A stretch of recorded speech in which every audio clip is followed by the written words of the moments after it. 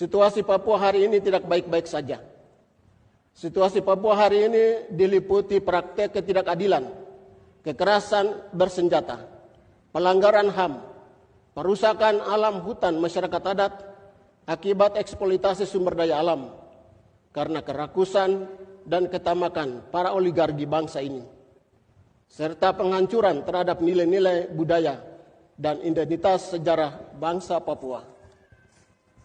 Pada kesempatan ini, saya memberikan aplaus atau pujian kepada orang-orang muda Papua dan non-Papua, para pejuang kebenaran, keadilan, kemanusiaan, keutuhan ciptaan yang berani bersuara, berteriak di jalan-jalan, di hutan-hutan rimba Papua, di dalam dan di luar negeri, yang menuntut penegakan atas hak-hak asasi dan martabat orang Papua yang dirampas dan diinjak-injak oleh para penguasa bangsa ini. Kalian adalah Stefanus zaman ini, di tanah Papua ini, di Indonesia ini, di luar negeri.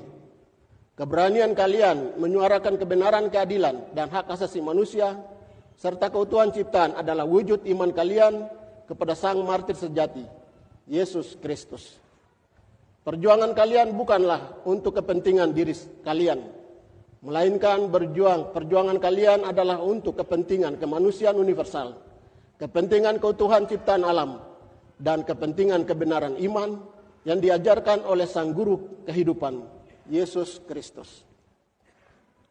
Namun ada dua hal yang saya mau berpesan kepada orang-orang muda, pejuang kebenaran, keadilan dan kemanusiaan serta keutuhan ciptaan ini, yang berada di Papua maupun di luar Papua, baik di Indonesia ini maupun di luar Indonesia. Yang pertama, tirulah sikap Stefanus yang berdoa menyerahkan rohnya kepada Tuhan Yesus ketika ia dibunuh. Doa penyerahan adalah pemberian diri seutuhnya, komitmen tinggi, menjadi pengikut sejati kepada Yesus. Yang kedua, mendoakan mereka yang membunuh, yang memusuhi kalian. Inilah ciri khas iman orang Kristen sejati.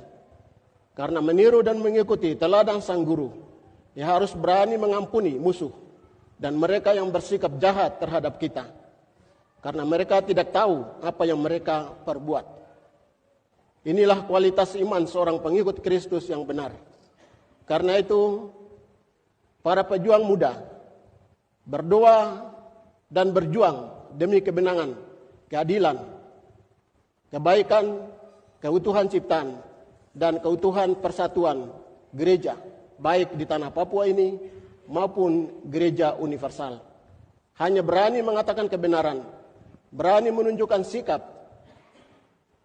bahwa kebenaran adalah tetap kebenaran, menjadi prinsip hidup kita sebagai pengikut Kristus yang sejati. Marilah kita berdoa, semua kita juga, dalam hidup kita masing-masing, kita sungguh-sungguh memperjuangkan kebenaran itu, memperjuangkan keadilan, hak asasi, martabat alam, martabat manusia. Bukan kita partisipasi dalam kejahatan, rekayasa iblis dunia ini, sebagaimana dikatakan oleh penulis Injil Yohanes. Dunia punya karakter lain. Dunia tidak mengenal Yesus Sang Guru sejati. Tapi kitalah yang mengenal Dia. Kitalah yang dipilih oleh Tuhan, kitalah yang berani mengikuti, mengatakan ya atau tidak. Karena kitalah yang mengenal Yesus dan Dia mengenal kita, dan kita adalah satu di dalam Dia, Dia di dalam